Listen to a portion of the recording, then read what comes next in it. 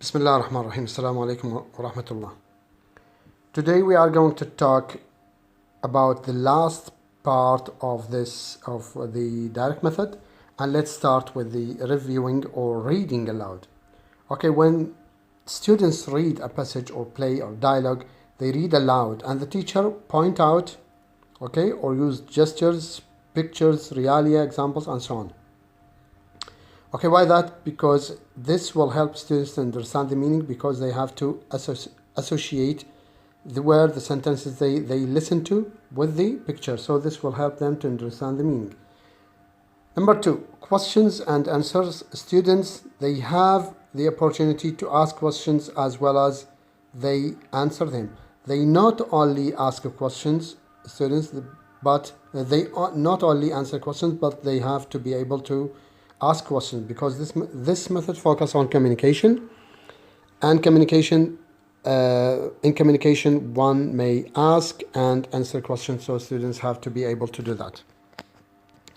Getting students to self-correction. We talked about self-correction in previous lectures, and self-correction is a method that the teacher helps students to be able to correct their mistakes by themselves. And here we have three strategies the teacher may use. The first, the teacher may provide an alternative choices that the students can choose. The second strategy, that the teacher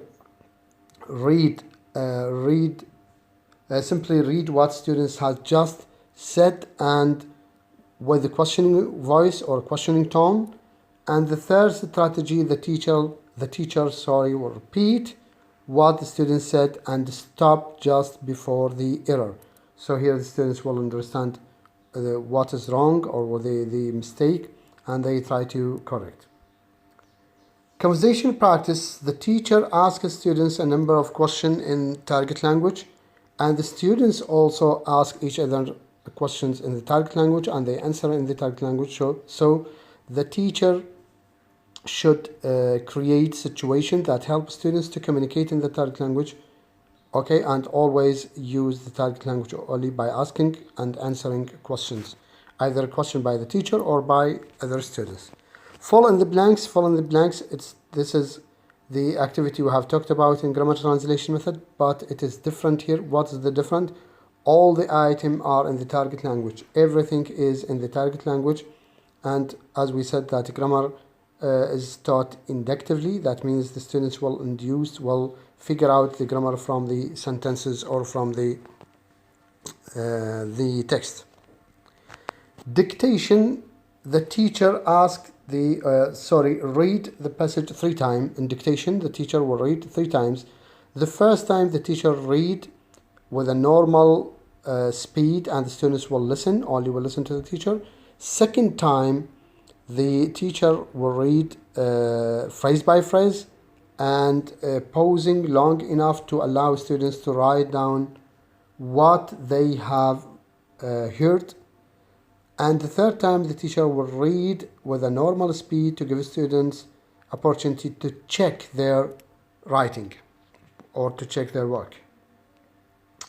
Map drawing, and here we have talked about this activity, and it's 2 parts activity. The first part, that the teacher will give instruction to the students and they have to label a blank map. Okay, map. They have to label, the teacher give instruction, and then the students will put the geographical features of the map. And in the second part, the students give instruction and the teacher will label the map. Paragraph writing. The teacher may ask students to write a paragraph about the geographical feature of the United States of America. Okay, and students, they have to write this paragraph by using their own words. Okay. In conclusion, I just want you to check these questions in this green box. We have discussed all of them. We have answered all of them, but I want you to think about them, okay, and try to answer them according to what we have studied. Also, here we have 2 important questions, okay, and I want you to give them a special importance or special attention for this question. The first one, can you explain the difference between deductive and inductive treatment of a grammar.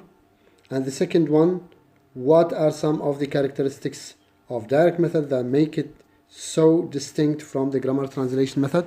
We have talked about these characteristics of the direct method. There are so many characteristics, but I want you to think about only about the characteristics that make it distinct, okay, مميزة from the grammar translation method. Now we have finished with the direct method, and next time, inshallah, next week, we are going to talk about the audiolingual method. If you have any question, please send me.